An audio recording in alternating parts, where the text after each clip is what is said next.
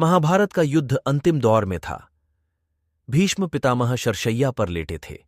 युधिष्ठिर अपने भाइयों के साथ उनके समीप बैठे उनका धर्मोपदेश सुन रहे थे।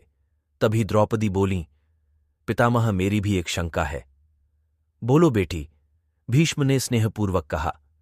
पितामह, मैं पहले ही क्षमा याचना कर लेती हूं। प्रश्न जरा टेढ़ा है। बेटी, जो पूछना है निर्भय होकर पूछो।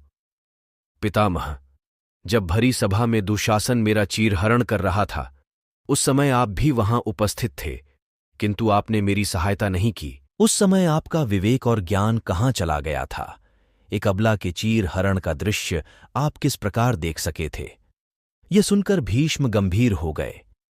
यह प्रश्न उनके सम्मुख पहली बार नहीं आया था। जिस समय यह घटना घटी थी, उस समय भी यही प्रश्न उनके सम्मुख था। उसके बाद जब कभी उन्हें इस घटना का स्मरण होता तो वह प्रश्न उनके सामने रहता। आज द्रौपदी ने स्पष्ट पूछ लिया था। भीष्म बोले, बेटी, तुम ठीक कहती हो।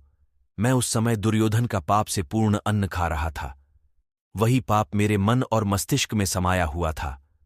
मैं देख रहा था कि अत्याचार हो रहा है, लेकिन उसको रोक नहीं सका। मैं चाहता था कि ऐसा न हो, किंतु मना करने का सामर्थ्य मुझ में नहीं रह गया था। लेकिन आज यह ज्ञान कैसे प्रकट हो रहा है? भीष्म ने बीच में ही कहा, बेटी, आज अर्जुन के बाणों ने मेरा वह सारा रक्त बाहर निकाल दिया है जिसमें दुर्योधन के पाप के अन्न का प्रभाव था। अब तो मैं रक्तविहीन प्राणी हूं, इसलिए मेरा विवेक आज सजग है। मेरे शरीर से पाप के अन्न से बना रक्त निकल चुका है। इसके बाद द्रौपदी के पास कुछ कहने को नहीं रहा। इस उत्तर से वह संतुष्ट हो गई।